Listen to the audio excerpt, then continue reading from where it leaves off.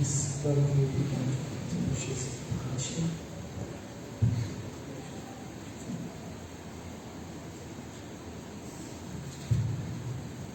Glória a Deus, que bênção, né?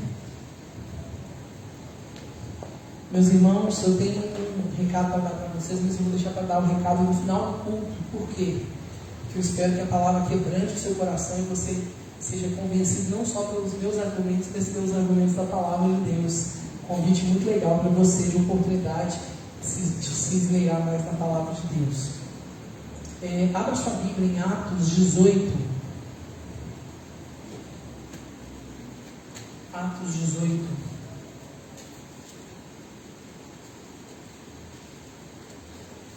Lembrando que eu continuo naquela mesma linha de raciocínio dessas últimas semanas, de nós pararmos para refletir sobre nós, como a gente tem falado, uma pausa proposital para fazer uma análise, para vencer esse ano do recomeço, para que de fato seja um recomeço da nossa vida. Nós precisamos parar às vezes para avaliar algumas coisas. Como nós falamos algumas semanas atrás, nós precisamos fazer essa parada para avaliar as motivações, avaliar os motivos de nós fazermos o que a gente faz. Na semana passada, nós falamos um pouco sobre avaliar o nosso coração, sobre autossondagem. E nessa semana, eu quero te convidar a fazer junto comigo uma avaliação sobre o propósito da igreja, da nossa igreja. Nós sabemos que a igreja tem o propósito de adorar o Senhor, de servir o Senhor. Que a igreja tem o propósito de evangelizar lá fora, aqui dentro ela adora, treina, capacita, tem comunhão, tem vida de oração, parará, parará. Lá fora ela tem evangelismo, salvação, milagres, testemunho e tal. Mas, às vezes, nós precisamos parar para fazer essa análise. Porque a igreja, ao contrário de que muita gente pensa, eu sei que não é o pensamento da maioria, mas muitos pensam, que a igreja ela é a figura do pastor, da liderança. E não é. Por mais que ela seja influenciada diretamente pelo pastor, pela liderança, costuma dizer que a cara da igreja é a cara do pastor. Porém, a igreja que representa, ela não é o pastor, que representa são as ovelhas. O pastor ele pode trocar, mas as ovelhas estão aqui. As ovelhas representam a igreja. O que eu quero dizer com isso? Eu quero dizer que quando eu falo de igreja, eu falo de chamado, de organização, de pensar na igreja, no propósito dela, eu falo para você também. Ou melhor, para você, para mim, em segundo lugar. Porque a minha função é direcionar, é não deixar as coisas saírem da ordem. Mas o objetivo, instruir, ensinar, cuidar, mas o objetivo de alavancar a igreja, de trabalhar, de servir, é o objetivo em comum de todos nós. Se você não for, não tem como eu ir sozinho. Eu sou limitado, eu posso fazer poucas coisas. Ainda que eu queira fazer de tudo, eu não consigo e não posso, porque eu não sou bom em todas as coisas, Então, eu preciso de você junto comigo. Eu tenho clamado muito a Deus, para Deus trazer para nós, para a nossa igreja, um avivamento. Uma análise que eu faço da Lagoinha Ouro, desses 2 anos que está fazendo agora que eu estou aqui. Claro que a pandemia influenciou diretamente, porque 1 ano desses 2 anos foram de pandemia, 6 meses foram 3 meses de reforma, de adaptação, até mesmo a cair a ficha e a gente caminhar junto, sair quem tinha de sair, os que não queriam ficar saíram, os que entrou, que não ficou também saíram, os que não foi com a cara saíram, mudou tudo, até estacionar, baixar a poeira, a gente consolidar de novo uma nova igreja, nessa mudança toda. A gente está praticamente junto aí, tirando a pandemia 6 meses, com a pandemia 1 ano e 6 meses, mas já dá para a gente fazer uma leitura. E a leitura que eu faço é que, infelizmente, nós temos uma dificuldade, eu acredito até por ser um produto também, hoje está mesclado, mas quando voltar a pandemia e que os irmãos mais velhos retornarem para o culto, eles vão assustar porque muita gente nova chegou, e um público bem mais adulto, na faixa etária média assim, de adulto. Então, antigamente, logo que eu cheguei na igreja, eu vi uma igreja de gente mais velha. E isso não quer dizer que é ruim, pelo contrário. Sempre nas reuniões de pastores eu falo que a nossa igreja é estável, é muito estável, porque as pessoas são constantes. Porque as pessoas mais velhas na fé e mais velhas de idade tendem a oscilar muito menos que o jovem. Inclusive financeiramente, nossos dízimos de ofertas, nossa igreja é constante, ela não passa por turbilhões igual as outras igrejas passam, que eles comentam. Porque nós temos ali pessoas que são fiéis, que já entenderam essa importância, então a gente não passa esse tipo de problema. Porém, existe em contrapartida uma mentalidade de muita gente que está aqui no Horto, que já serviu lá na sede durante muitos anos, e que agora depois de uns anos veio para cá, quando plantaram a igreja aqui, e pensaram assim: eu vou para lá porque é mais perto da minha casa, eu já estou cansado, já servi tantos anos em tal ministério. Às vezes eu bato papo com algum irmão aqui, mais velho, e ele me conta uma trajetória linda de ministério da sede. E eu fico pensando dentro de mim: por que ele não faz nada disso aqui? Por que lá no outro lugar ele fazia, aqui não? E eu percebo que é porque ele está cansado. Às vezes é porque já a idade já chegou, ou porque já cansou mesmo, ou porque frustrou lá. Alguns contam más experiências. E eu sei que, independente do motivo, a palavra de Deus diz que a gente pode ser frutífero. A Bíblia fala que nos últimos dias os velhos sonharão. Ou seja, você que é idoso, que me assiste, ou idoso que está aqui hoje, você pode ainda sonhar e exercer seu ministério até você tiver, enquanto tiver seu cérebro funcionar. Você pode estar acamado, mas enquanto seu cérebro funcionar, você pode exercer o ministério. Sempre tem algo que você pode fazer com a sua vida. Eu não quero de maneira nenhuma pressionar ou forçar mais, dizendo: vamos lá, gente, vamos fazer coisa. Mesmo que na pandemia não tem tantas coisas para fazer. E eu sou defensor do mínimo de atividades possíveis para que a gente consiga conciliar nosso tempo. A vida do cristão, ela não deve ser uma vida enfurnada na igreja. Crente que fica na igreja de segunda a segunda, eu desconfio que essa pessoa tem um problema grave e ela está fugindo da vida dela na igreja. A igreja não é válvula de escape. Ministério não é terapia ocupacional para deixar a gente ficar à toa em casa. Ministério é externar, é exteriorizar aquilo que tem dentro de nós. É o poder de Deus se manifestando através da nossa vida, de uma vida que vem lá da vida no secreto, da nossa casa, do nosso quarto, dos dias que a gente ora, dos momentos que a gente busca. Isso tudo vai gerando em nós um chamado e a gente externa isso no trabalho, na igreja, no trabalho lá fora, na nossa missão, no nosso propósito de vida.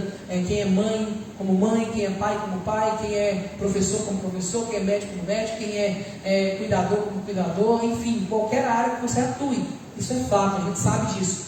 Mas eu quero alertá-lo para que, sobre o que eu tenho orado, eu tenho clamado a Deus, pedido a Deus um despertamento para a igreja, porque por mais que eu entenda que existem situações e situações, eu acredito que a nossa igreja faz tão pouco em vista do que ela poderia fazer. O pouco que eu conheço dos irmãos aqui, eu sei que existem talentos e dons inestimáveis, mas que às vezes a gente espera alguma coisa acontecer para que a gente dê o start, ou espera estar perfeito, ou espera alguma direção clara demais de Deus. Enquanto isso a vida passa. Enquanto isso as pessoas estão aí morrendo, indo para o inferno, outros estão indo perdendo a vida aí, e a gente está aqui esperando algum clique.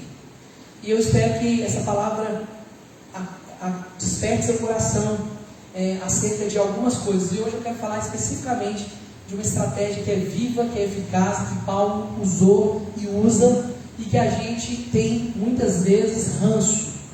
Eu vejo que eu tive um choque cultural.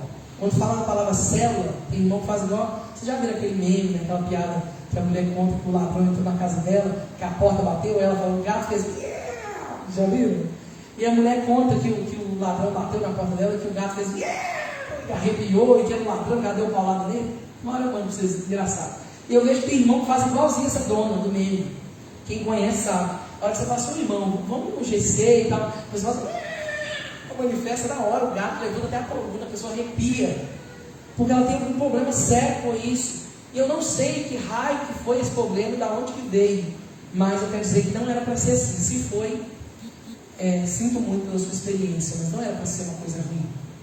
É uma estratégia que não foi inventada pelos homens, foi inventada por Deus, e a gente vê na palavra de Deus. Por isso eu quero trazer um pouquinho da visão da igreja da Lagoinha a respeito disso, porque tem muita gente que gosta de ser da Lagoinha, mas não gosta da visão da Lagoinha. Então não dá, no caso, uma hora ou outra o negócio vai ficar feio.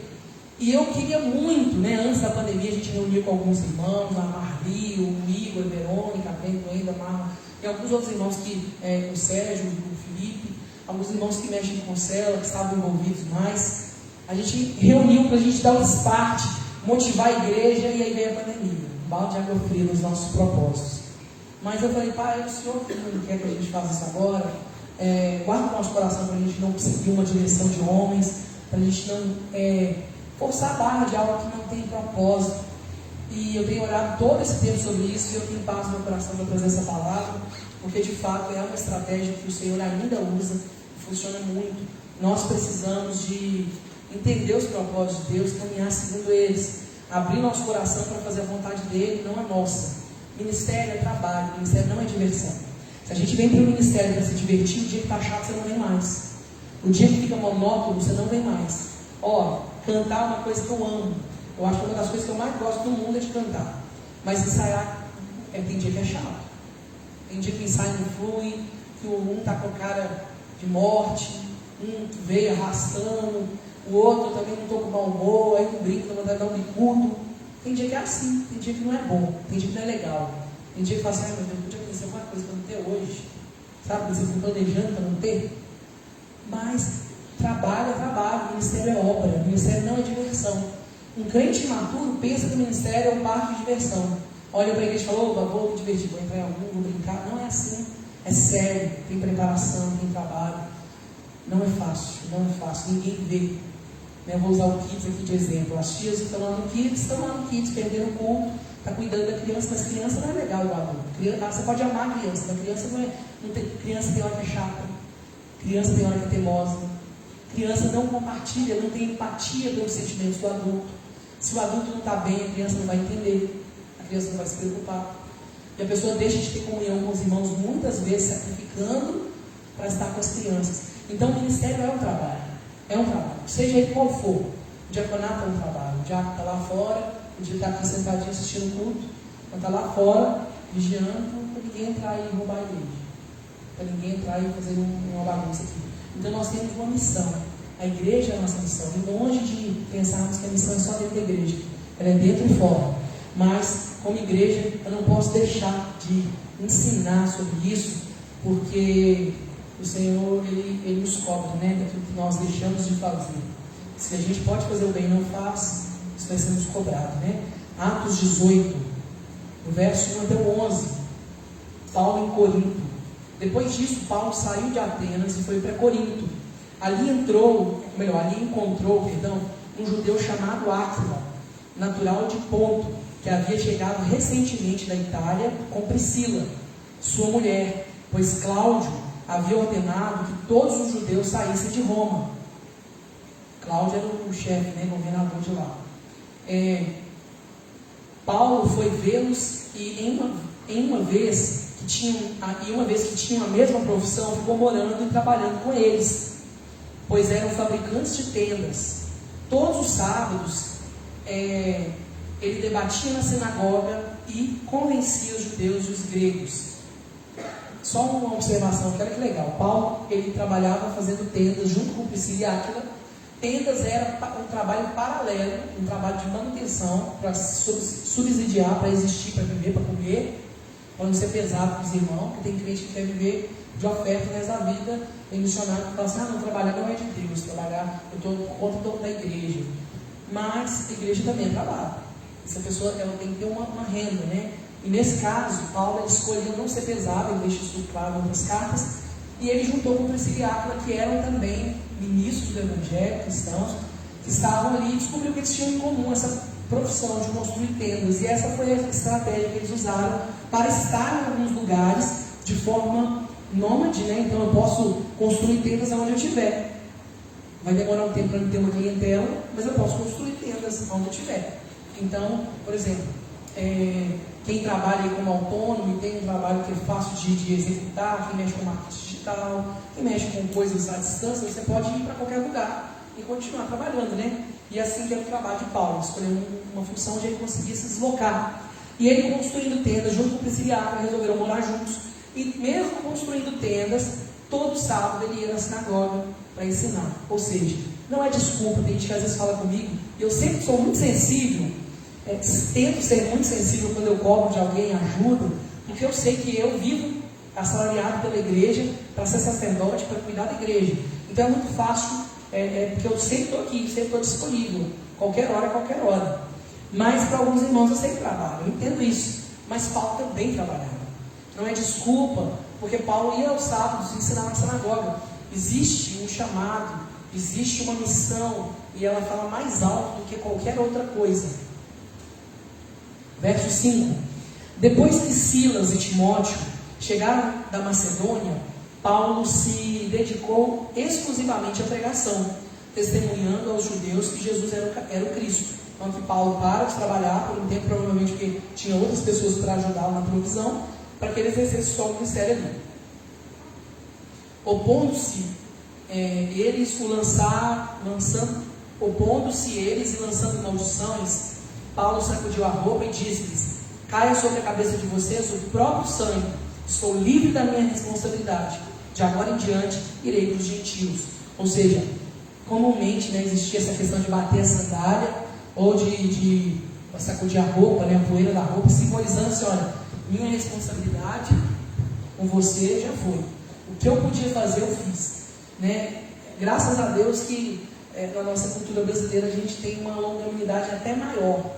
Os líderes adoecem porque a gente tem paciência demais. Se fosse Paulo falaria uma vez, não fez, vou para outra igreja e vou falar. A gente não, a gente insiste, a gente passa mal, gente, já teve situações, cada situação não posso contar, mas já tem irmãos que a gente oferece cuidar deles e eles põem cada empecilho triste, que se eu contar que vocês choram para não rir. Tipo empecilho nível drástico, tipo assim, nesse horário é que eu jogo videogame, tipo assim, sabe?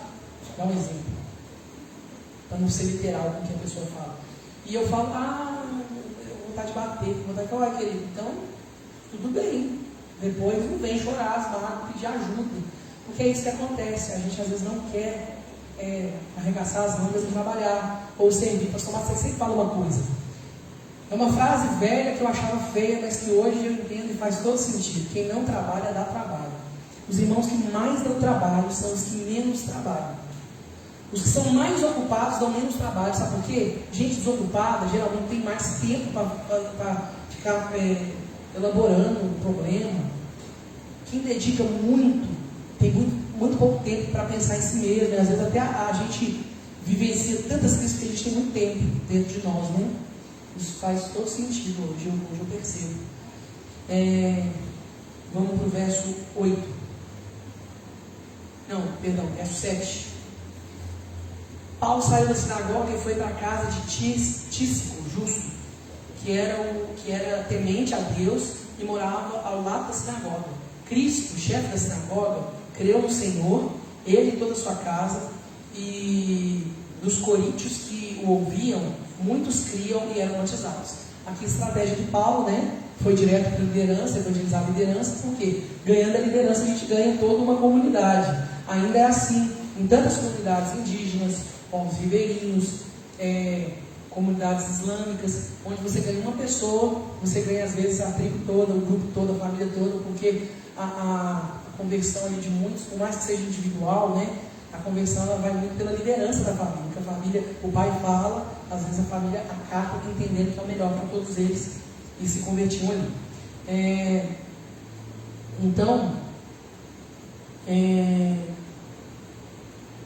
O chefe da sinagoga, lembrando que para ser chefe da sinagoga tinha que ser homem de posses. O líder da sinagoga, ele meio que tinha que manter, de certa forma, ele era como se fosse um síndico, um zelador da sinagoga. Então tinha que ser pessoas de posses, Ele creu no Senhor e aí todos foram salvos na sua casa e foram batizados. Verso 9: certa noite o Senhor falou com Paulo em visão: não tenha medo, continue falando e não fique calado, pois estou com você e ninguém vai lhe fazer mal ou feri-lo, porque tenho muita gente nessa cidade. Verso 11: assim Paulo ficou ali durante 1 ano e meio ensinando a palavra de Deus. Só até aqui.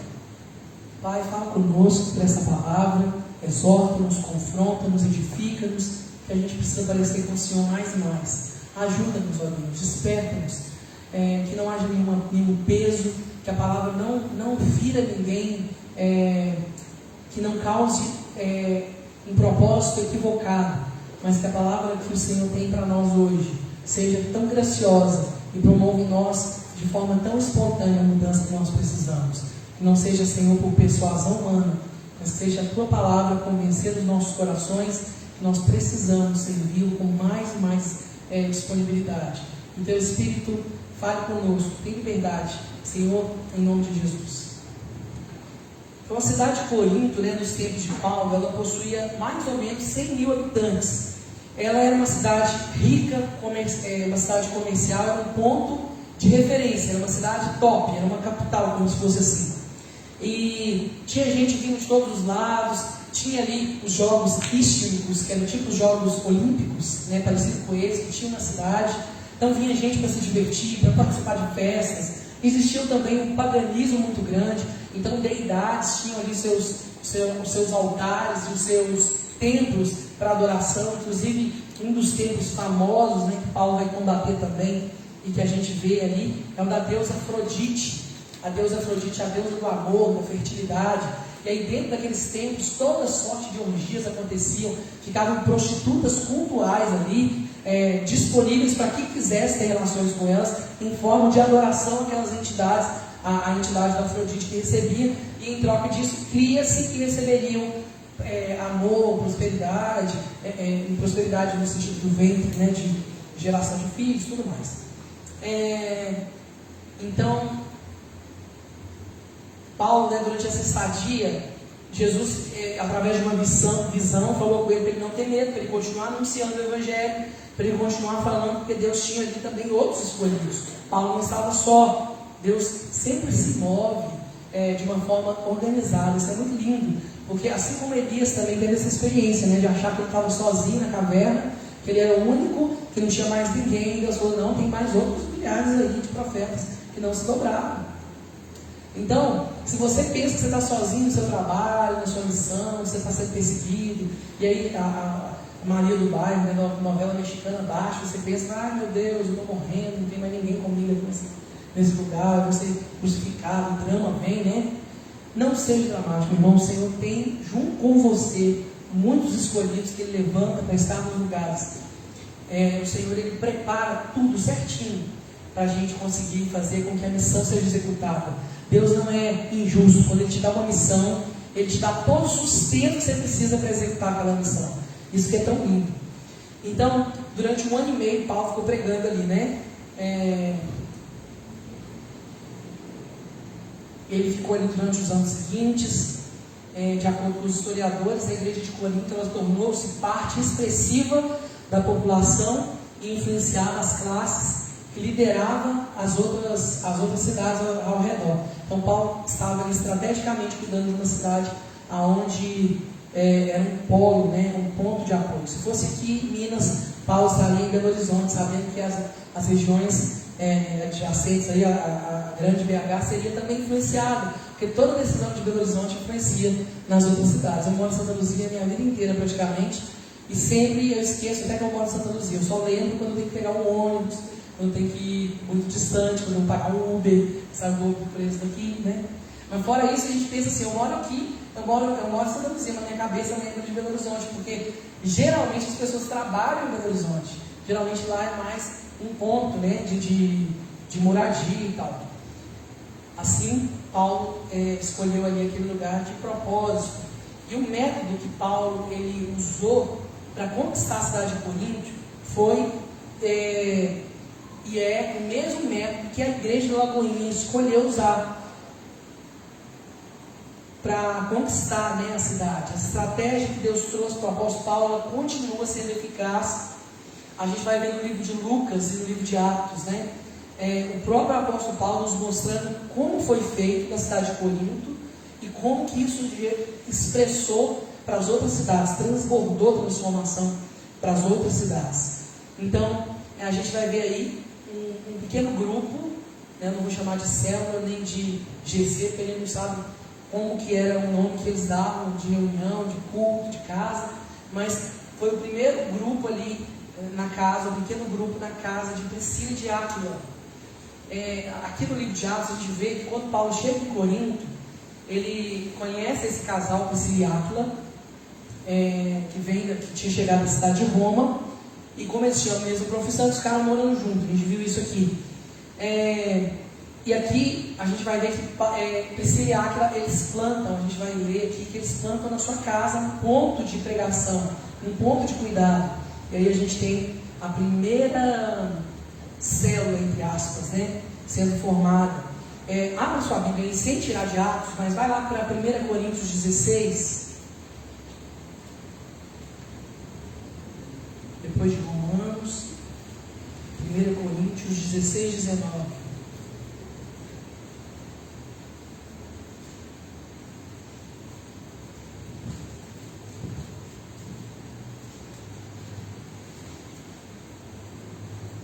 Saudações finais, né, que o Paulo está dando aqui. As igrejas da província da Ásia enviam-lhes saudações. Áquila e Priscila os saúdam afetuosamente no Senhor, e também a igreja que se reúne na casa deles. Então, da onde a gente tirou isso? Daqui das outras narrativas de Paulo. Tem também outra referência em Romanos, que eu não vou abrir agora, Romanos 16, 3 a 5, para você que gosta de anotar. Romanos 16, 13 a 3 até 5, faz outra referência da igreja de Priscila e de Áquila, que se reunia na casa deles, né?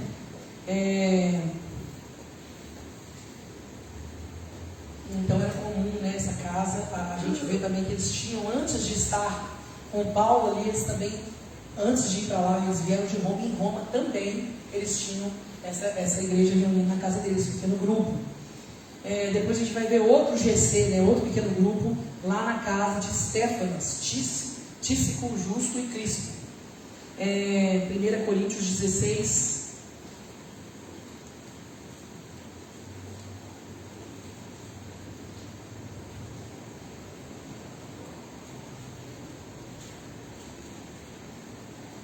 Continua com o mesmo texto, né? 1 Coríntios 16, vamos ver o verso 15 e 16.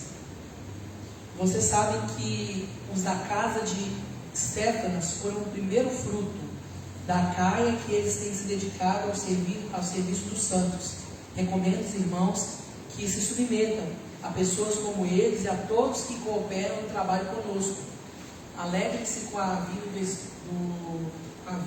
vinda de Estéfanas, Fortunado e Acaio, porque eles supriram o que estava faltando da parte de vocês. Eles trouxeram alívio ao meu espírito e ao de vocês também. Valorizem homens como eles. Então a gente vê que outra referência de outra casa que recebia ali o povo de Deus se reunindo. Então, portanto, além desse grupo na casa de Estéfanas e da Priscila de Áquila, também a gente vê outras referências em outros lugares, que eu não vou ler aqui para não ficar tão extenso. Então, com o passar do tempo, enquanto Paulo ele se dedicava intensamente à pregação, né, que depois de um tempo ele parou de trabalhar e ficou só ali na pregação, os judeus da sinagoga se opuseram tão fortemente que a única saída de Paulo foi sacudir a roupa e dizer: caia sobre vocês a própria condenação. Vocês não querem nada com nada? Então eu vou para outro lugar, vou partir para os gentios.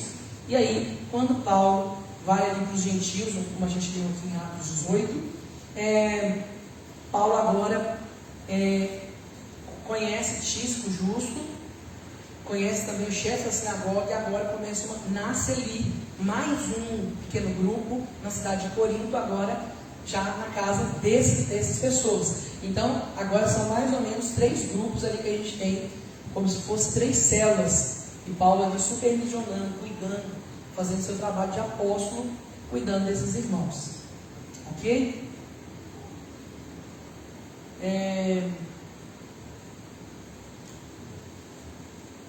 Então o número de convertidos começou a crescer na cidade de Corinto. Dessa maneira já não havia mais 3, mas agora 4. Por quê? Porque agora o outro moço, que eu esqueci o nome que eu vou ler aqui agora, Crispo também se converte, chefe da sinagoga.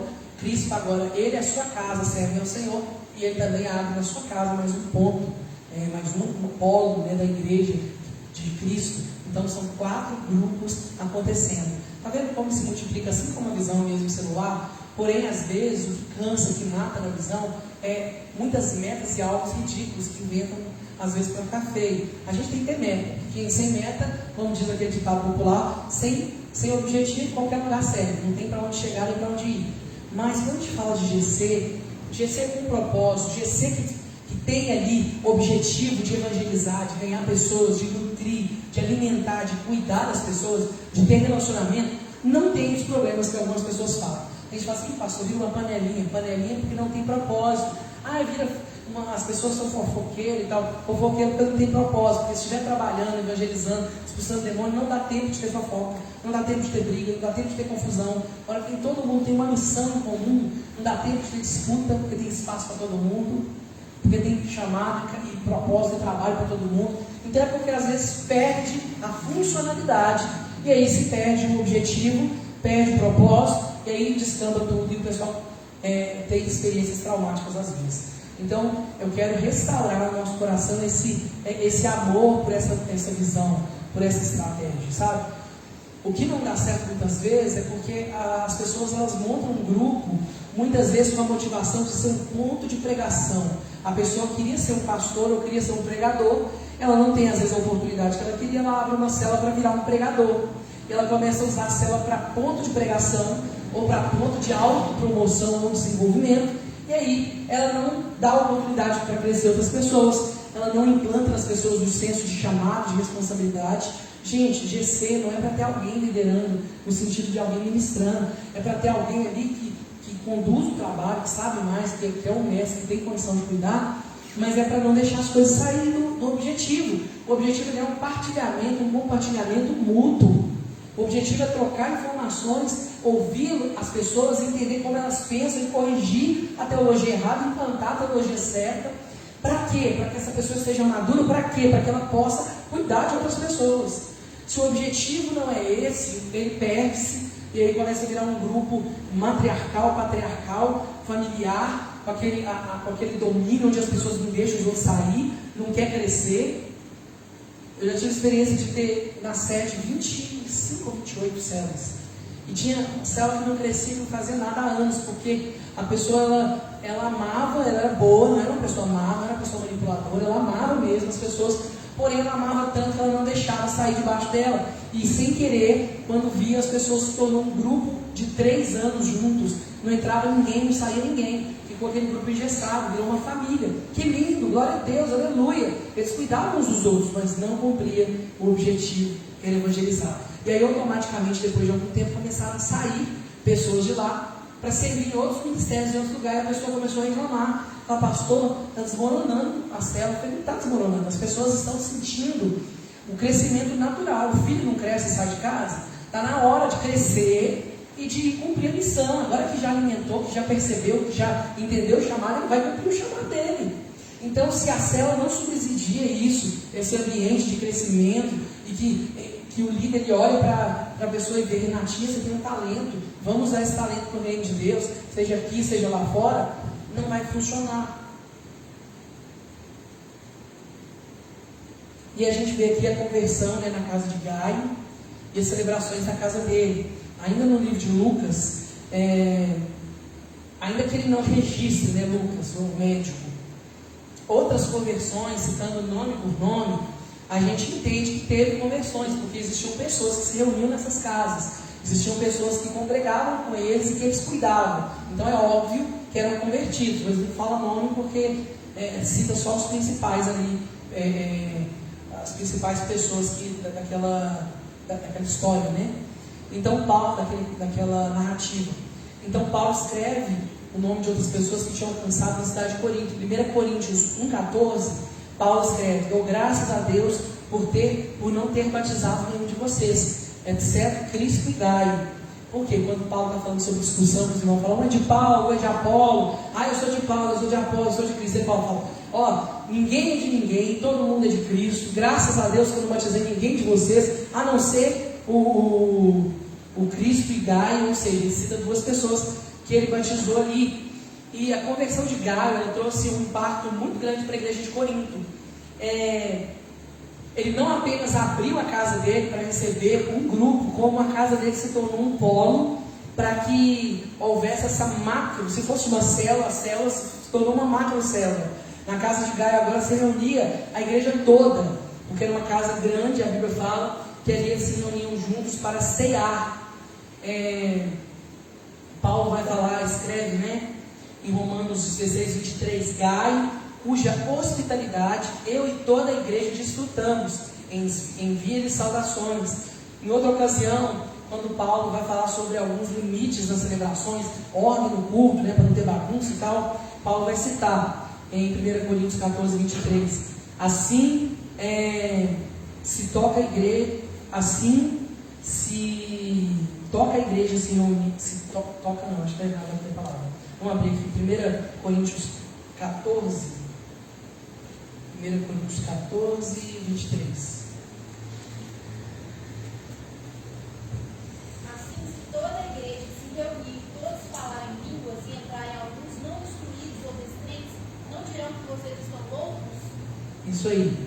Aí ele está falando sobre a organização da igreja. Assim, se todo mundo ficar falando em línguas no meio do culto, que chegar alguém que não é instruído vai pensar que você é doido, que bagunça é essa? Aí Paulo vai orientar, né? Olha, se alguém falar em línguas alto, que tenha alguém para interpretar. Se não tem, que fique calado. É por isso que às vezes os irmãos, eu recebo às vezes muita crítica, os irmãos falam, pastor, você é muito frio.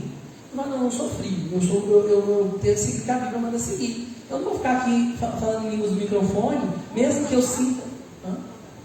1 Coríntios 14, verso 23. Eu não vou ficar aqui no meio do louvor, por mais que eu esteja empolgado e emocionado pelo mover de Deus, pela música, por qualquer outra coisa, eu não vou ficar falando línguas aqui porque vocês não entendem o que eu estou falando, e nem eu mesmo entendo. A Bíblia fala que quem não entende, não edifica a si mesmo, porque a gente não entende, é o Espírito que ora. Nem eu entendo se o Espírito Santo não me revelar. Então, se o Espírito Santo não usar ninguém para revelar, não deve ser falado. Agora, existe momentos onde Deus levanta alguém para falar em línguas altas de propósito, e Ele já levanta logo alguém para interpretar. Então, é errado sim, tá? Não é o assunto, mas aproveitando para falar, né? Não pode perder a oportunidade.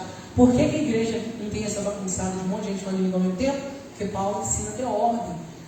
Não é que é pecado, sabe? Porém, inclusive quando a gente está numa reunião mais íntima, numa vigia, a gente fala, pode haver línguas, não tem problema, porque só crente e tal. Mas não é coerente fazer isso numa igreja onde tem visitantes que podem estar aqui, às vezes pessoas que nem conhecem o Evangelho, eles vão pensar, não, que balacobaca é esse? Aí você vê uns memes na internet, o pessoal votando, o centro de Macumba, o povo votando, e o povo da igreja também, comparando, porque fica uma bagunça, fica uma desordem.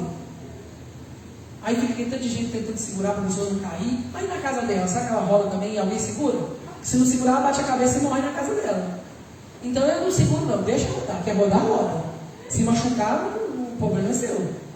Porque se você estiver sozinho na sua casa, quem vai te segurar? A não ser que não sente a presença de Deus em casa, né? Aí é um outro problema.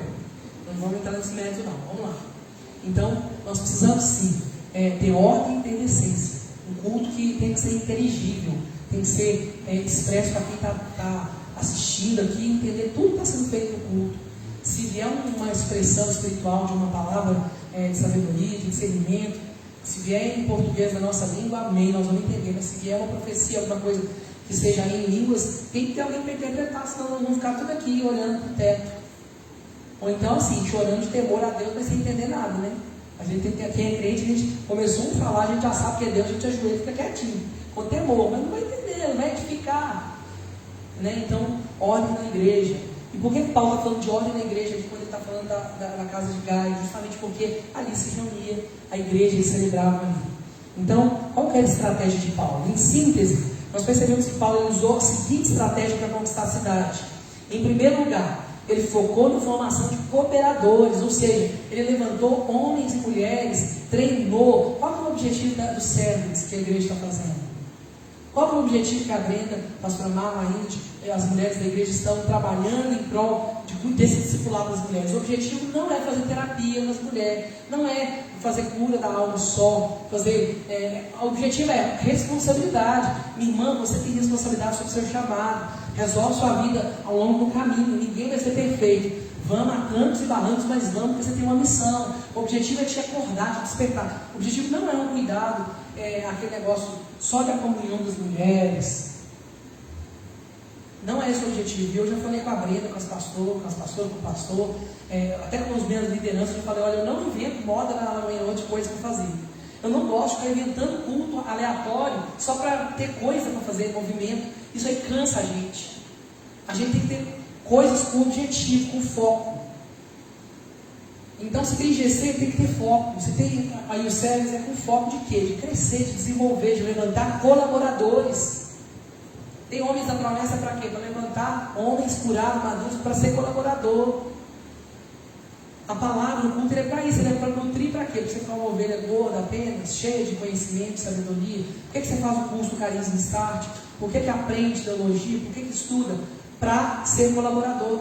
Então Paulo, a primeira coisa que ele faz é levantar colaboradores, né? Assim que as pessoas se convertiam, Paulo já designava essa pessoa para um desses grupos, para ser cuidado, nutrido, bebezinho, né? Bebezinho a gente ensina primeiro a andar, a primeiro falar. A gente não tem pressa para colocar pessoas jovens na fé para atuar. Por quê? Porque são neófitos, a Bíblia condena. Não é porque o neófito pode fazer alguma coisa errada ou prejudicar a igreja, não. É porque ele pode ser prejudicado.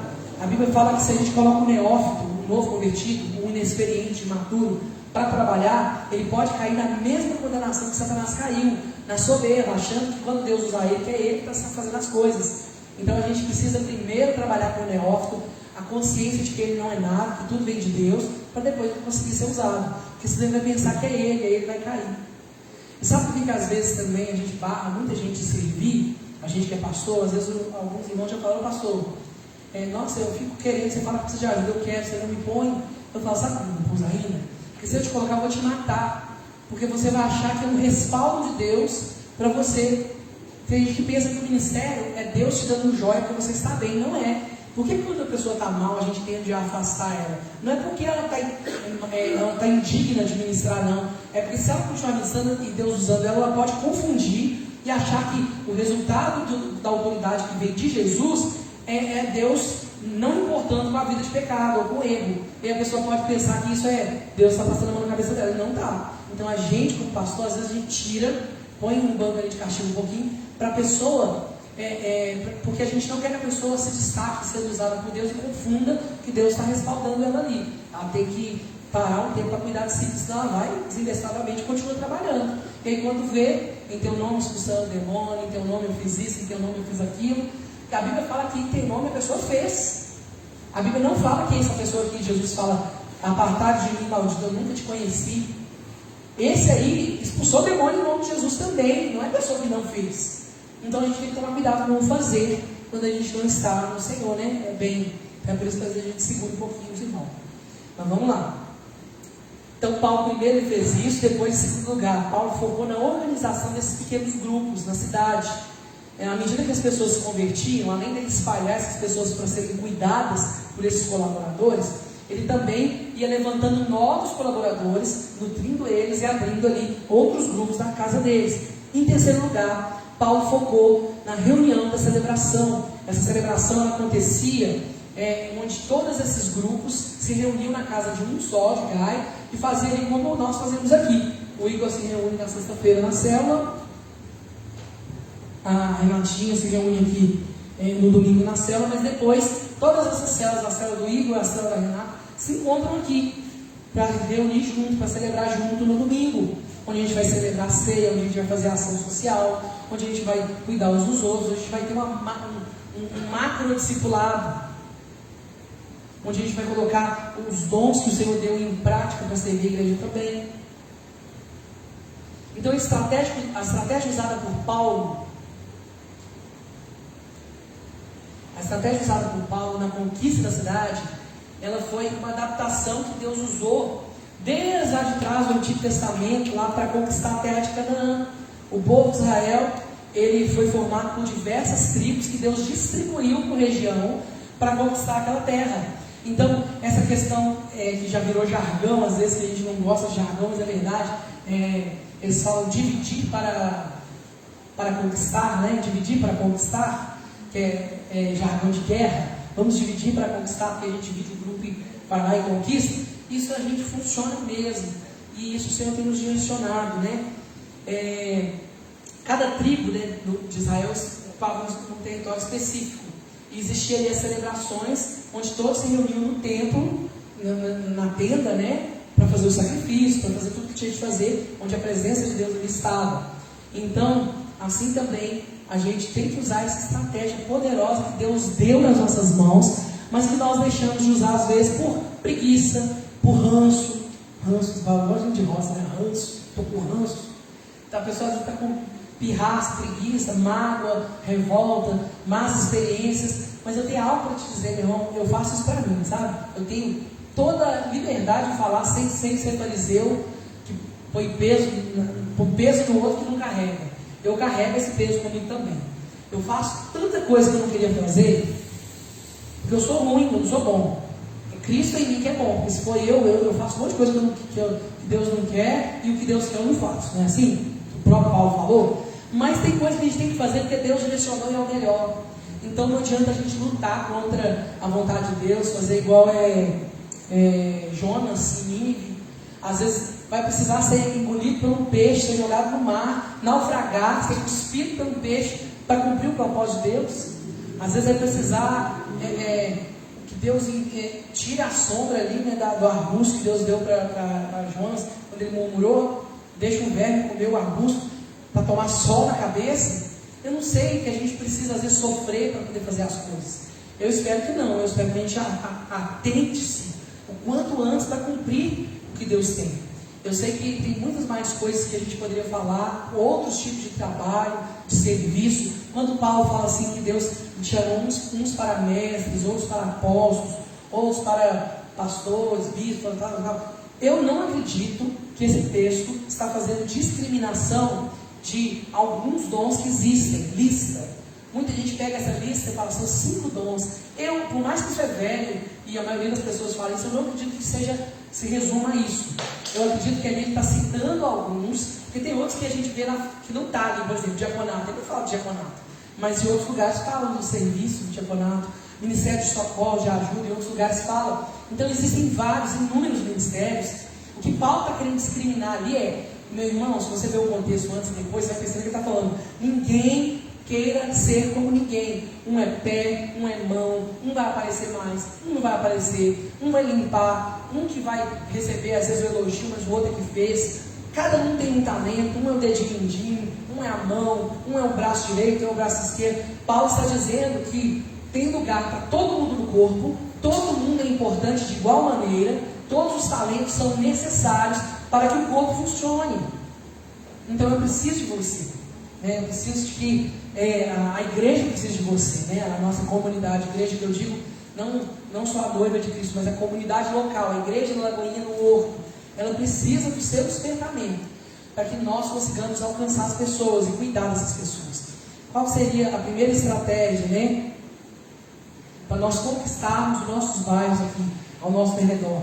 A primeira estratégia seria nós abrirmos a nossa casa para levantarmos, né, depois de levantarmos colaboradores aqui, abrirmos a nossa casa para receber um pedaço da igreja ali, para ganhar pessoas para Jesus ali. Meu irmão, tem gente que você convida que ele nunca vai vir na igreja, nunca, ainda mais um bairro tradicional desse, aí o povo não vem mesmo. Mas se você convidar para um caldo, para uma reunião na sua casa, para um estudo na sua casa, eles vão. Então nós temos aqui irmãos que são velhos no bom sentido. Só tem bom sentido de ser velho, não tem mau sentido de ser velho, não. Mas que são maduros da fé e da idade, que têm conhecidos no bairro, e que às vezes estaria recebendo alguém abrindo a sua casa, poderia receber tantas pessoas. Eu sei que a pandemia agora não é favorável, mas a gente pode ir gerando isso no coração. Tem células online que nunca mais vão deixar de ser online, porque funcionam bem. O que eu quero dizer é, não espere estar perfeito, receber uma revelação do alto, um anjo aparecer, uma luz brilhar. Não espere isso acontecer. Disponibilize sua casa, disponibilize sua vida e fala assim, olha, eu quero, ainda que eu não tenha a habilidade de me sinto hábil para gerir um grupo, eu quero dispor, porque numa igreja igual a nossa aqui, de mais ou menos 100 pessoas, a gente deveria ter, se fosse assim, a média de 10 pessoas por grupo, para cuidar melhor de si, para gerir melhor os talentos, para cuidar, para apacentar melhor, para cuidar melhor, para treinar melhor, para conhecer melhor os irmãos, para fazer uma ação social melhor, para distribuir um cuidado melhor. Seria, vamos supor, 10 irmãos. Então nós teríamos o quê? 10 grupos de 10 irmãos. Sabe quantos grupos a gente tem? 3. E um dos grupos, as pessoas nem são daqui do Horto, são da sede. Só o líder que é do Horto, né? No caso praticamente a célula do Igor da Verônica, ela é 70% composta de pessoas que não são do Horto. Então, nós estamos fora da visão do propósito da nossa igreja. E não tem como eu obrigar, não tem como eu brigar, não tem como eu... Tem gente que às vezes a igreja faz assim: nós vamos agora colocar a regra, só vai servir no ministério quem tiver em GC. Aí se o irmão não quiser, eu perco tanto o irmão do ministério quanto o GC, não tem ninguém, a igreja já era. Então eu não quero impor, né, uma visão goela abaixo, mas eu quero que você ore, né? Eu quero que você me prometa pelo menos que você vai orar e falar assim: ou eu gosto, ou eu não gosto, você vai falar para Deus o que você pensa, mas vai pedir a Deus: Senhor, se for estratégia que o Senhor quer que eu participe, se de fato essa palavra é para mim, que o Senhor toque o meu coração, promova as coisas. Quero convidar você para orar nesse sentido, porque se nós estivermos aqui, e eu sei que tem muitos colaboradores, eu olhando daqui, eu vejo vários irmãos que teriam condição plena de cuidar de um grupo. Não tem que ser perfeito, não tem que ser um mestre, tem que ser alguém que tenha o coração do Senhor, que não seja um neófito na fé, que conduza um grupo, que conduza ali as pessoas, que ajude os irmãos. Você não precisa ser pastor, você é uma ovelha velha com o sino no pescoço. É só para fazer o balangudando dos irmãos ir com você, que você sabe seguir o caminho. Você sabe não cair em qualquer vento de doutrina. Você sabe não ser enganado por qualquer bobeira. Você sabe não seguir religiosidade e ser preso, cativeiro de religiosidade. Sabe? Então a gente precisa caminhar assim junto. Então, o meu sonho, eu tenho orado para que a gente levante colaboradores e que eu passe a cuidar, eu e os pastores, a cuidar dos colaboradores intimamente, bem próximo, para que eles cuidem da igreja também. Assim a gente vai ter pessoas bem ligadas. Porque hoje o que acontece? A gente apaga incêndio. A Brenda apaga incêndio, a Mara apaga incêndio, apaga incêndio. Discipulado mesmo, profundo, a gente tem poucas pessoas. A maioria ou não quer, ou não gosta, ou acha que não precisa. Ou então a gente não consegue alcançar essa pessoa porque a gente não sai oferecendo. O que é ser discipulado? Porque não dá. Imagina, se todo mundo fala: eu quero. Também não dá. 4 pastores não dá para discipular a igreja inteira. Então nós precisamos de células, de líderes que vão cuidar, que vão gerir, sabe? Eu sei que tem gente que às vezes tem no coração aquela coisa assim: nossa, mas esse negócio é muito ruim, dá muito problema, eu já fiz parte, é difícil, tira a liberdade da gente. Gente, tirar a liberdade, isso aí é óbvio. Todo trabalho tira a liberdade da gente. Quem tem liberdade no trabalho? Trabalho é lugar de liberdade, liberdade é lugar da sua casa, quando você está lá com a sua família, né? O trabalho é para trabalhar. Quem está indo para o ministério esperando ter liberdade, fica em casa, que lá você tem liberdade. Lá na cela você não pode estar pelado, você tem que estar de roupa, você não pode estar com a televisão ligada, vendo novela, você tem que estar ali atento. Eu já cheguei em casa de cela e a novela estava ligada lá, e a gente tem que esperar acabar para começar. Já vi de tudo, você imaginar, a gente já teve nessa igreja, nessa vida, né, Brenda? Cada coisa. Aí dá um trem errado, a culpa é do pastor, não é não, a culpa é do líder e dos irmãos, porque as células são de vocês, a célula não é eu, não estava lá. Então a gente assumir a responsabilidade: opa, peraí, eu vou abrir minha casa para 5 pontos. Vai ter desafio? Vai ter gente chata? Vai. Mas gente chata é para a gente amar, não é para a gente ser amigo às vezes. Às vezes é chato, a gente ama, cuida. É para ser, para cuidar, é para fazer o propósito de Deus. Como diz tem um pastor, acho que é o pastor Ebiú, que ele fala assim: as crianças vão jogar a brita no seu vaso sanitário, vai, entupir seu vaso, vai. Ele fala que tinha uma casa com brita e as crianças encheu o vaso dentro do sanitário de brita. Vai acontecer, mas a gente se prepara para essas coisas, a gente cuida. Então, tanto a igreja está disponível para acontecer de vocês, quanto as casas. Nesse período de pandemia, quem não tem uma casa com a área aberta, a gente está instruindo a fazer aqui na igreja, que pode sentar longe, assim. Então, tem liberdade, sabe? Se você tem no seu coração: bom, pastor, eu queria. A gente divulga no domingo, você começa com esse GC, né? Esse é o nosso objetivo. Todo mundo seja cuidado, cresça. Às vezes você fala: pastor, não tem tanta necessidade de ser cuidado, que às vezes o irmão aqui é meu amigo. Mas a gente vai crescer junto, entendeu? Não tem que ter isso. Nós somos uma igreja de gente madura, praticamente. Poucas pessoas aqui são totalmente maturos. Até os que são mais novos não é totalmente maturo. A maioria tem condição de saber o que é errado e o que é certo. Então a gente agora precisa ir para a fase do despertamento, amém? Vamos orar por isso. Agora vem um recado antes da gente orar. Eu tenho 2 recados para nós.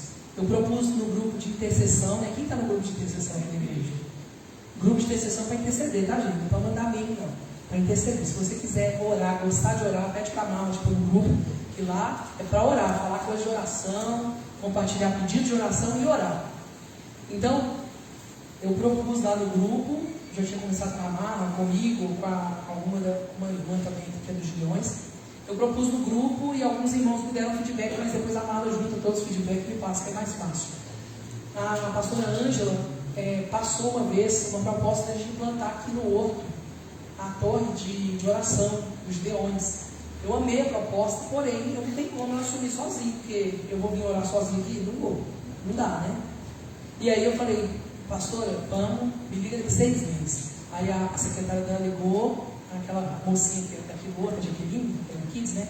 Ligou, falou, pastor, e agora? Eu falei, irmão, me liga daqui mais 6 meses. Aí eu falei, agora nós vamos orar e vamos ver se os irmãos vão querer. Por quê? Eu não posso falar assim, não, vamos lá. Não, eu tenho que falar, não, vocês vão me ajudar? Porque se não for, eu não vou querer. Então, como é que funciona a torre de oração? São 24 horas de oração diante do Senhor, de adoração. Porém, uma igreja menor não tem que ser 24 horas na igreja só aqui, né? Então, a gente pode dividir ao longo dos dias, da semana, uma pessoa por dia. Às vezes, 1 hora por dia, uma pessoa está intercedendo. E ali tem os aulas de oração. A gente monta aqui uma salinha de oração, para você orar, adorar. Isso vai ser muito bom. Já uns 5 irmãos falaram comigo que compra essa batalha se a gente quiser. Eu falei, então eu tenho que contar com vocês, gente. Oração é para homem também. O Migo é Gideão, né, irmão? Então é para homem também. Homem jovem, não é só coisa de gente velha, não. A gente pensa que oração é coisa de mulher e velha. Não é isso, não. Oração é para nós. Quem não ora, não tem comunhão com Deus. Não tem como orar, ter comunhão com Deus sem orar, não. Né? E a gente sabe que, inclusive, quero agradecer as intercessoras que estão em casa também, as intercessoras aqui. Os intercessores, porque muita coisa que a gente vive, se não fosse a intercessão, a gente não estaria aqui. E às vezes a gente não vê, porque é um ministério por trás dos bastidores. Mas eu sei de tantos livramentos que Deus tem trazido, tanto testemunho, e eu sei que é fruto de oração. São joelhos que valem mais do que espadas, né? São guerras travadas ali pela fé. Amém? Outro convite que eu quero fazer para vocês é que agora, na virada do semestre, o semestre que vem, né, em nome de Jesus, nós vamos organizar nossas células aqui, nossos GCs do semestre que vem, para começar a ser start. E a gente quer começar de novo com o Carisma Start. Os irmãos que formaram, nós vamos dar um jeito de fazer essa formatura no meio do ano, se Deus quiser, agora, né, em julho, falei, 7 de agosto, julho.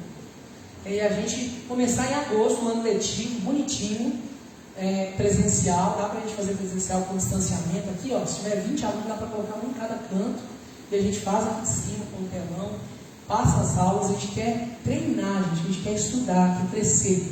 E quem já fez Carisma Start, fez o DIC, fez o GOL, o Serginho vem cá, Serginho. O Serginho tem mais um outro convite que é para você aprender ainda mais. Se ele quer mergulhar, aprender, crescer mais, gente, é uma oportunidade de ouro. Eu tenho pavor daquela palavra que as pessoas falam assim: profeta de casa não tem honra.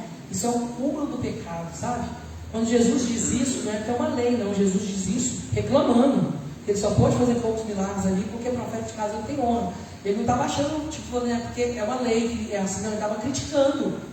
Porque o profeta de casa deveria ter mais honra. Infelizmente, vem qualquer um gringo falando meio embolado, a gente dá o microfone e acha que sabe mais que a gente. E às vezes a gente tem mestres dentro da igreja que a gente não quer, às vezes, disponibilizar ao vivo. Boa noite, meus irmãos. Quem que gosta de estudar a Bíblia? Amém. Glória a Deus.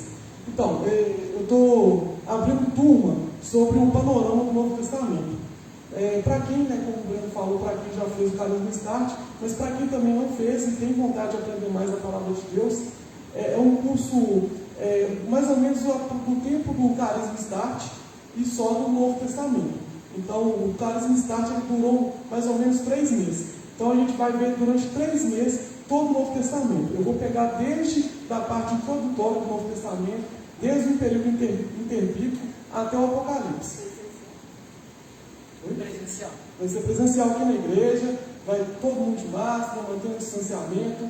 Então, a gente quer abrir essa turma o mais rápido possível, mas eu preciso também saber quem tem interesse e quando pode começar. Porque talvez você tenha interesse, mas você faça, mas eu quero esperar a pandemia. Aí a gente vai acabar esperando o segundo semestre, ou mais para frente para abrir a turma. Então eu preciso que quem tiver interesse me procure, ou procure o Breno, ou procure a pastora Brenda, para a gente ter uma noção de quantas pessoas que vão ter e da disponibilidade quando que vocês vão ter. Provavelmente o curso vai ser no mesmo formato do Carisma, na terça-feira, 7h30 até 9h30, 2 horas de curso, tá bom? Obrigado. Então, uma vez na semana, 2 horas de curso, a princípio na terça-feira. Se tem muita gente que fala que prefere outro dia. Gratuito. É gratuito, viu? Graças a Deus é gratuito, né? Que bênção. Então, para nós de graça. Porque ele é professor, ele podia cobrar, porque ele seria uma bênção. Né? Mas é gratuito, né? Aí a gente combina só de levantar o material, cada um comprar o seu xerox, alguma coisa. Aquele casinho está alegre, né? Então, graças a Deus, né? Mas é gratuito sim. Desde que ele fez esse curso pago, ele está na plataforma da Hotmart, mas ele quis servir a igreja e fazer ele gratuito para a gente. Então, gente, eu sugiro que a gente comece em agosto, mesmo com pandemia, porque com pandemia a gente está trabalhando, está saindo, está namorando, está casando, está fazendo tudo. Dá para ficar, é só ficar separado. Se o irmão vier te abraçar, fala, me abraça não. Se você não gosta, não quer, não fala, já avisa e fica longe, bonitinho, sem lanche, sem nada.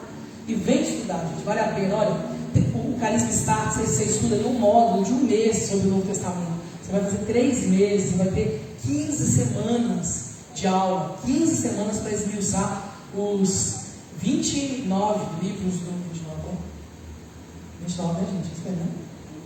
27, 29, 29, 27? Os 27 livros do Novo Testamento, para vocês esmiuçarem em 15 semanas. Olha que bênção. Vale a pena. E aí você, com o professor presencial, você levanta a mão e fala, não entendi, explica de novo. Você fala, explica essa palavra aí, né? Então nós vamos estudar desde o período interbíblico, que é o período de Malaquias até Mateus, onde, por quanto tempo, quem sabe? 400 anos, né? O Senhor ficou sem comunicar com o povo, sem nenhum profeta escrever nada, sem narrativa, preparando ali o tempo oportuno para a vinda do Messias ali para a nova aliança. Amém? Fique de pé no seu lugar. Curtinha, vem para cá, fazendo favor.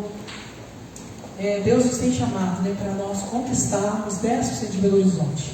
Essa é a visão do nosso pastor Márcio, essa é a visão da nossa igreja. A gente tem que estar alinhado com a visão da nossa igreja. Como o Ender disse no testemunho dele, a visão da igreja não é algo que vem assim aleatoriamente, não. O pastor Márcio tem buscado a Deus, tem orado, pedindo a Deus direção para trazer cada palavra. Qual que é a visão da nossa igreja? A visão da nossa igreja é alcançar 10% de Belo Horizonte. Essa é a missão, né? Ou melhor, a visão. Alcançar 10% de Belo Horizonte para o Senhor. Qual que é a nossa missão? É fazer com que todo homem, toda mulher cresça na maturidade e aprenda a se desenvolver como ministro do Senhor. Amém? Feche seus olhos. Eu sei que essa lição que eu trouxe hoje é mais um estudo, mais uma lição do que um sermão. Mas a palavra de Deus, ela é viva e eficaz. Ela pode produzir em nós o que ela precisa. Deus, eu entrego nas suas mãos o coração de cada um, membro, visitante, cada um que participa conosco aqui da Lagoinha Horto. Eu coloco, Pai, como responsável por essa igreja diante do Senhor. Eu coloco no seu altar, nossa igreja, entregue nas suas mãos cada colaborador, cada ministro, cada líder, cada servo, cada futuro ministro também, que a partir de hoje se levantará. Eu clamo Teu Espírito Santo que gere em nós, do interior para o exterior, de dentro para fora, a vontade de servir. Que ali, durante o período de oração, devocional, momento de porta fechada, de só o Senhor e a gente, que o Teu Espírito direcione a novos projetos, novos sonhos, coerentes com a Tua vontade, coniventes com o Seu chamado para cada um de nós. Desperta a Tua igreja para que nós alcancemos 10% desse bairro, onde o Senhor nos plantou, do Horto, Santa Teresa. Que nós possamos, ó Deus, ser despertados, avivados, impelidos a fazer a Tua vontade. Não seja por força nem por violência, mas que o Teu próprio poder desperte os nossos corações. Eu te clamo, Pai, pedindo, Senhor, coloque uma inquietude nos nossos corações. Coloque um desespero na nossa alma por ver algo acontecendo de novo. Por ver, Pai, essa igreja cheia de pessoas que precisam te conhecer, por ver casas recebendo os GCs, recebendo pessoas, sendo ali celeiros de novos ministros do Senhor, sendo ali incubadoras de bebês que vêm ali precisando crescer na fé. Desperta em nós o senso de responsabilidade mútuo. Desperta em nós, Senhor, o senso de que a igreja é nossa, que a missão e a responsabilidade é nossa. Pai, que o Senhor mesmo faça isso conosco, nós pedimos em nome de Jesus, crendo que o Senhor capacita o chamado, crendo que o Senhor mesmo faz, dá o crescimento em tempo hábil para aquele que o Senhor comissiona. Pode ser o menor da casa, pode ser o mais pequenininho, o mais rejeitado, o mais desprezado, o que menos se sente apto, o Senhor pode levantar e tirar de trás as malhadas. O Senhor não vê como o homem vê, o Senhor está atento ao coração. Sonda o nosso coração, passa em revistas sobre cada um de nós aqui nessa noite, sobre os meus irmãos que estão assistindo também agora em casa, no trabalho, seja onde estiverem vendo. Alcança o coração deles também, Pai, com esse senso. Se forem membros de outra igreja, Pai, que alcance eles também com esse senso de responsabilidade para com a sua liderança, para com a sua igreja, para com a missão que o Senhor comissionou. Pai, nós pedimos ao Senhor, nos faça, Pai, sermos hábeis no cumprimento da sua missão, no cumprimento da vocação que o Senhor deu para a nossa igreja da Lagoinha também. O Senhor nos chamou com uma missão específica, características únicas que o Senhor deu para a nossa igreja, que nenhuma tem. O nosso pastor Márcio, a liderança. E nós sabemos que somos todos homens e falhos, mas ainda assim nós podemos exercer aquilo que o Senhor tem nos dado.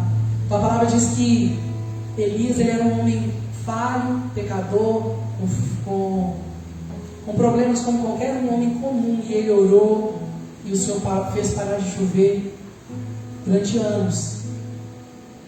Pai, que essa autoridade venha sobre nós também. Nós entendemos que somos homens comuns, mas que nós podemos exercer a autoridade que está no nome de Jesus. E que muitas vezes nós deixamos de viver experiências contigo, curas, sinais, maravilhas, prodígios, porque de fato nós não estamos servindo. E os dons do Senhor, eles são aplicados para fora, para edificação do corpo, não é para mim. Senhor, por isso eu te peço, nos dá, Senhor, oportunidade de exercer o nosso chamado, de exercer influência, de curar, de restaurar, de libertar em Teu nome, de ver transformações acontecendo. Nós cremos que o Senhor pode fazer isso. E eu peço ao Senhor e confio no Senhor. Te entrego a igreja que o Senhor tem nos dado. Te entrego esse trabalho que o Senhor tem confiado nas minhas mãos. Eu clamo, Senhor, levanta, Pai, trabalhadores para a seara, para que a gente não só seja uma igreja organizada esteticamente, mas que nós sejamos uma igreja intencional, que cumpre os propósitos do Senhor, que faz o Senhor olhar para nós e se agradar do que o Senhor vê. Não nos deixe, Senhor, ser uma igreja cega, que pensa que está bem, só porque a gente é crente, está maduro, mas que não falte em nós nenhuma das partes que precisam de uma igreja. Que a fase de atuar, de olhar para fora, seja despertada em nós. Eu creio que o Senhor pode fazer isso, por isso eu te entrego em suas mãos esse clamor, a vida dos meus irmãos, a minha vida, em nome de Jesus. Muito obrigado pela oportunidade que o Senhor nos dá de nos alinharmos ao Senhor, de sermos despertados à obediência.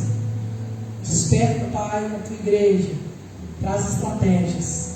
Nós te agradecemos por isso e oramos em nome de Jesus. Amém. Glória a Deus, aleluia. Como é bom confiar no Senhor, né? Você pode aplaudir o Senhor, agradecer Ele, agradecer porque ainda que a gente não veja, a palavra de Deus ela vai cumprir o papel dela, não vai? Ela não vai ser em vão, ela vai cumprir o que ela foi designada, a Bíblia mesmo diz. Amém? Meus irmãos estão em casa, meus irmãos estão aqui também. Eu quero fazer a última oração por vocês. Você que está em casa, você que está aqui, conhece Jesus, de repente de nome, ou já andou com Ele, ou não conhece tão bem assim, e quer caminhar com Jesus, e quer voltar a caminhar com Ele, quer um recomeço na sua vida. Afinal de contas, esse é um ano do recomeço, né? Você tem a oportunidade de poder recomeçar com o Senhor. A vida do cristão ela é marcada pelos recomeços. Nosso pastor sempre diz: não é tarde demais para recomeçar. E eu convido você a se entregar ao Senhor e a pedir para Ele aí, orando no seu próprio coração, dizendo: Pai, eu me entrego a Ele, ao Senhor. Eu recebo Jesus, eu me entrego não só para que Ele seja meu Salvador, mas para que Ele seja meu Senhor. Toma as rédeas da minha vida e me conduz pelo caminho. E eu te oriento também, meu irmão, a procurar um GC, se você não faz parte de mim, para você ser cuidado, para você ser nutrido. Não importa se você já é crente velho, às vezes a gente está desanimado, passa por períodos de frieza, e a gente precisa se cuidar para que isso não torne a acontecer. É um sintoma. Então deixa a gente cuidar de você. Deus te abençoe. Vamos viver uma semana linda, santa, de propósito, com propósito, organizado, planejando obedecer ao Senhor. Deus te abençoe em nome de Jesus. Vai frutificar essa semana e alegrar o coração de Deus. Um beijo e boa noite.